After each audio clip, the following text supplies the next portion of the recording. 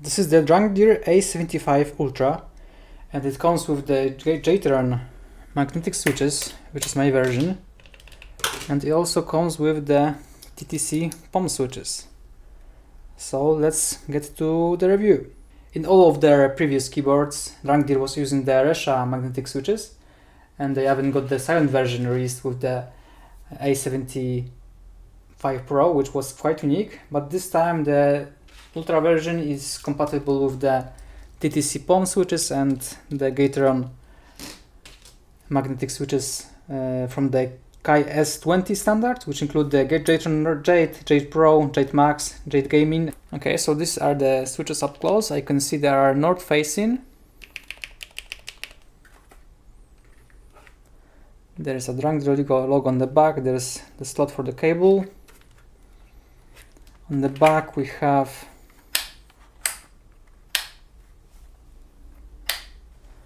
the stand adjustments, and there's of course a knob.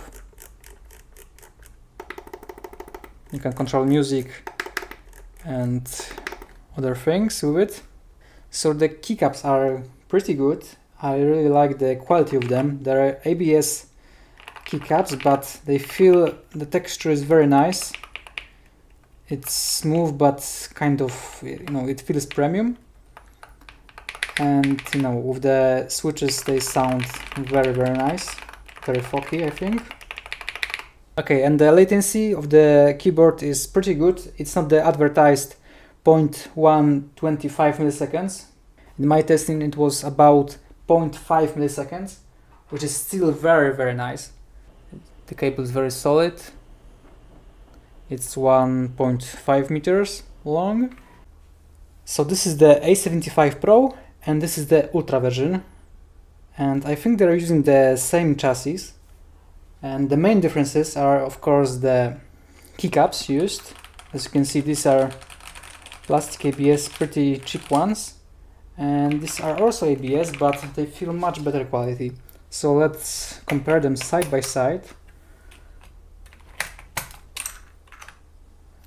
So this is the from Pro version keycap.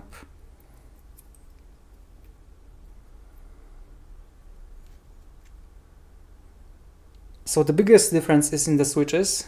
In the Ultra version, Drunkdeer went with the Gateron Magnetic Pro switches, and they are pretty much the top of the line magnetic switches right now. And there is also a version with this TTC POM magnetic switch version, which is a little bit more expensive, but honestly I prefer the magnetic Jade Pro switches. So these are the Resha switches from the Pro version. They are not bad in any means, and the biggest advantage of them is that they have the silent switch version, which makes the Drunkdeer keyboards with Resha switches the very unique keyboards, as they have magnetic and silent switch option. So just remember that these switches, the Gateron ones, are not compatible with the Resha ones, so you cannot put them into this keyboard or vice versa. So let's compare the switches. Right here I have 3 TTC POM switches, and all the rest are the magnetic Jade Pro switches. So let me just put the keycaps on.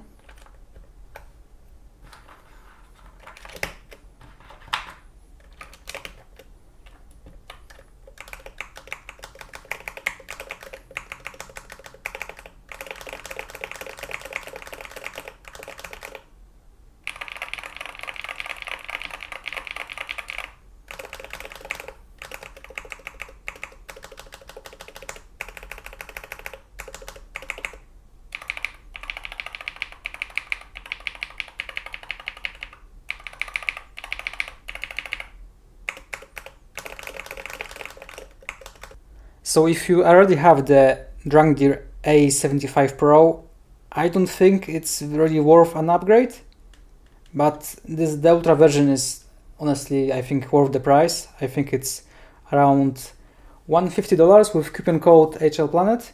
You can get $10 off. But yeah, for the for the price you get a really good keyboard.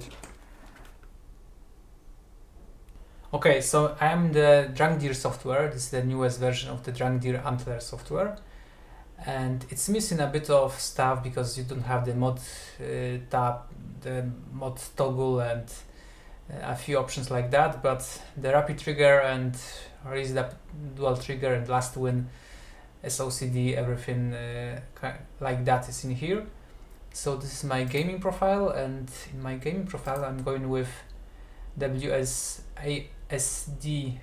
to 0.2 set actuation point, and then I have 0.01 mm for the activation and deactivation of the key for the rapid trigger mode.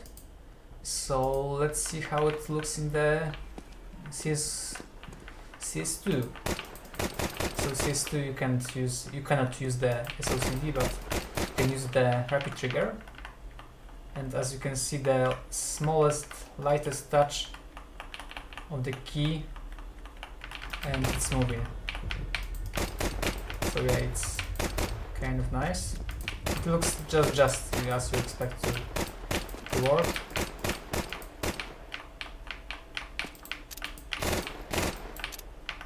So yeah, the smallest touch, and the key activates just like that.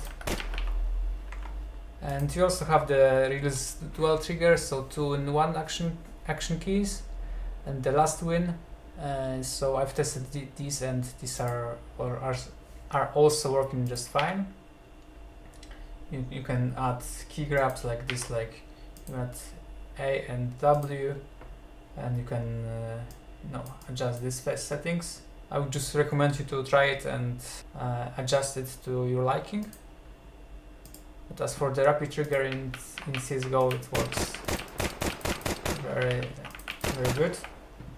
Let me show you the software. In the software you have the actuation point, you have the turbo mode and RT match. RT match is like the system learns the pattern of my pressing on the buttons, and it finds the most suitable RT sensitivity. And when I disable the turbo mode, I can enter the keystroke tracking, and you can see the smallest touch of these are activating the keys. Also for the spacebar, but when I go to G, yeah, the smallest touches don't activate the button because it's set to 2.2 millimeters. So I go here, and this actuation point is adjustable, and the key sensitive setting is also adjustable. As you can see, this match to 2 millimeters. So yeah, if I set to max, it won't press unless I press it all the way. And also we have the remapping, so it's possible right here with function keys. Okay, and for the lightning modes, you can go and choose specific case or all the keys. So like spectrum, different patterns, breath.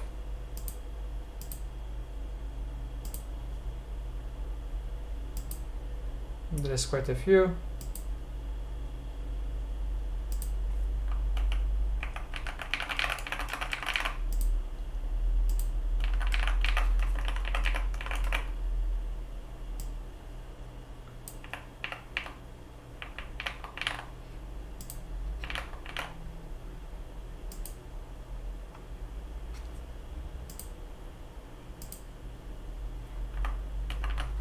I really hope the web app gets updated because it's missing a few features like mod tab and macros.